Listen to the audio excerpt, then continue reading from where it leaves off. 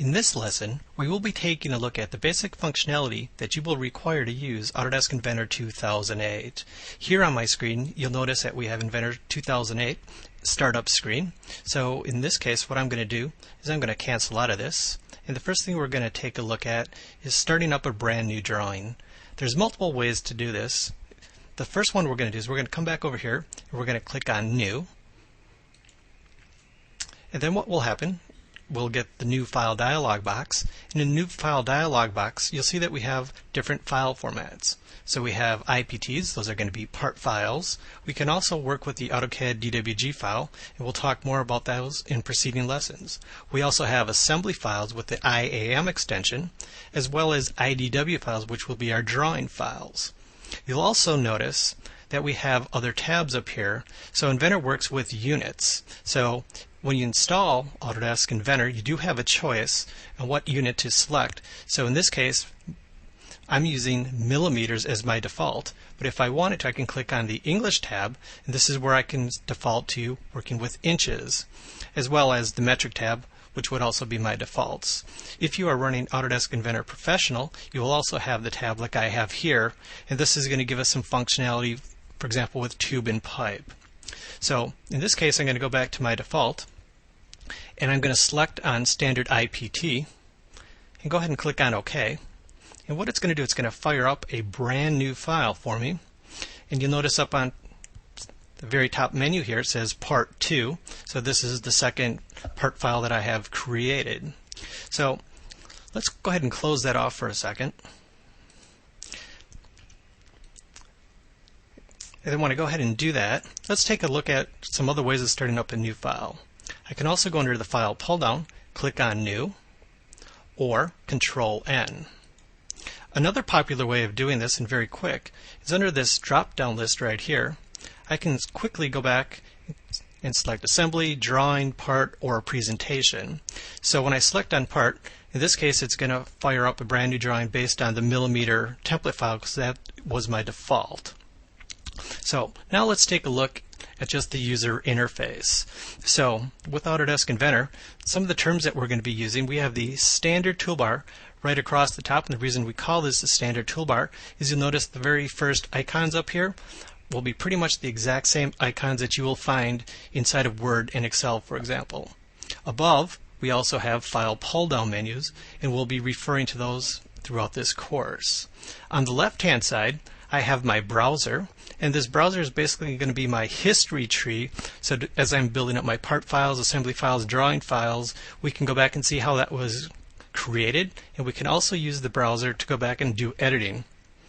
Below here, we have our panel bar. You see I can rotate that up, or not rotate, but switch that back up, and I have my different tools underneath here. Now, these toolbars, as I was showing before, we can make them larger or smaller. We can also undock them, or in this case, go back and move them around. In this case, we'll just move the panel bar above it. Now, by accident, if you happen to close off that panel, we can always get that back by going under your View pull-down menu, under Toolbars, and selecting Panel. Or, another quick way is just move your cursor over the existing standard toolbar, right-click.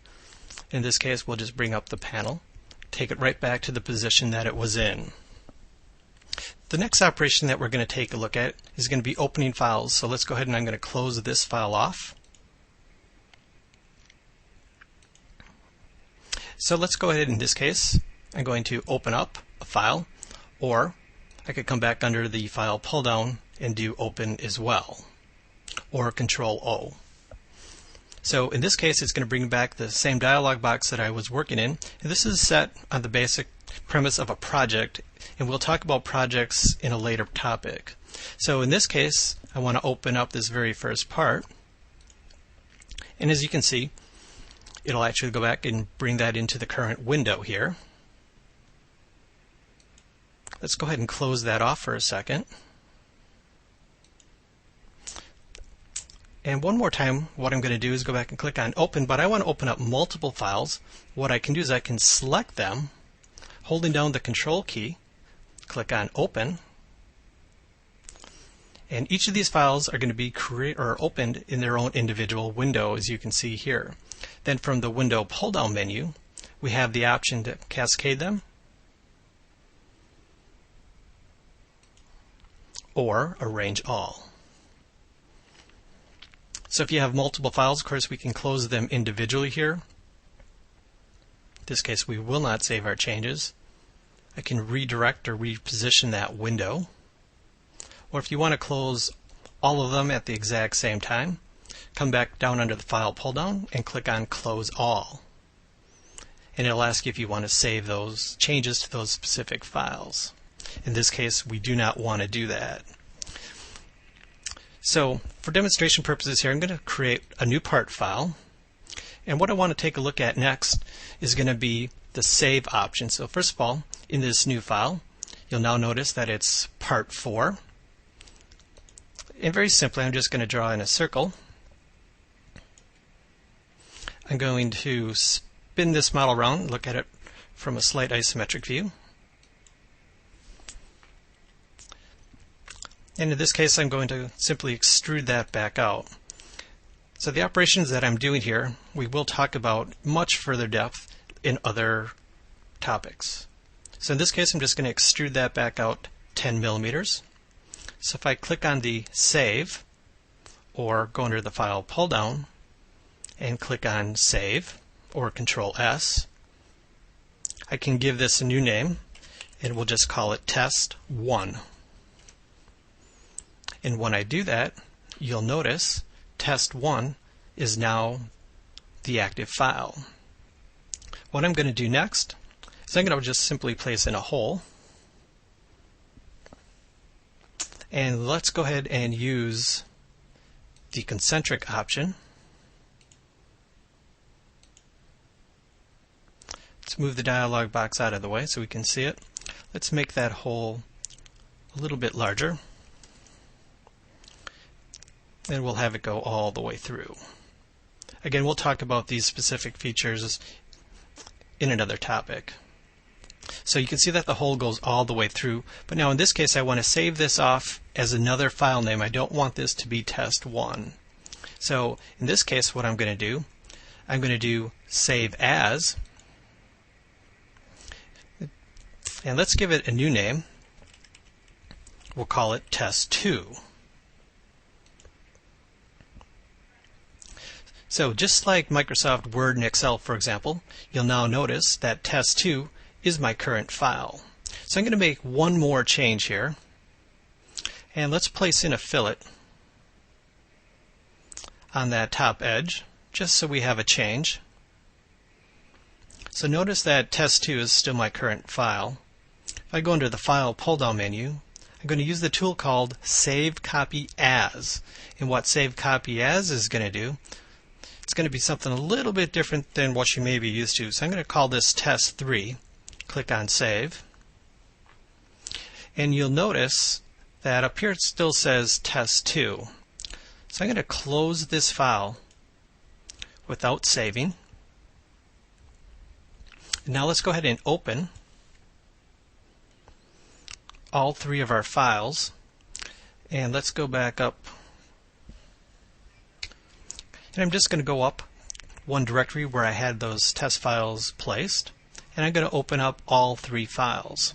So you notice that obviously all three were saved off to the hard drive. Now as they open into their individual windows, let's examine exactly what we have here. So let's go back and open up Test 1 first. So as I spin this around, you'll notice no hole and the fillet does not exist. For Test 2, just a hole and no fillet. Close that. And for our Test 3 part, I have the hole as well as the fillet. So the last thing I want to talk about in this specific topic here, a little bit more about the user interface. On the bottom side of the screen, we have our status bar. So as I start selecting on a specific tool, so in this case I'm going to make this my active sketch. I'm just going to start up the line tool. As you can see on the status bar, what's actually being shown here is a prompt telling me exactly what to do. And that status bar information will change with the specific tool that you are selecting. Also notice now on the bottom right hand side it's giving me some information again about the tool that I'm in this case. It's some information about that line. I'm going to just right click done here for a second. The other information that we're going to get, well, while in a sketch, it's going to tell me how many more dimensions are required for that specific sketch to be fully constrained, in this case 6. But now I also have some numbers down here. The first one is going to tell me the number of total occurrences in the active document. So in this case I only have a single part, but if I had an assembly that number is going to be much higher. And the number to the right here is going to be the number of open documents. So if I had 3 or 4 other windows open, it would be displaying that number. And to the right here we have the amount of memory used. So you can see it's green, and that's a very good thing. As we open up larger and larger assemblies, that bar is going to shift over to the right, and when it gets to the red portion of it, that's where we need to start saving off some files and closing because we're running out of RAM. So the last part that I want to talk about here is the graphics window, and that's going to be the part right in the middle of the screen. So throughout these topics we'll be referring to all of these. This concludes this topic.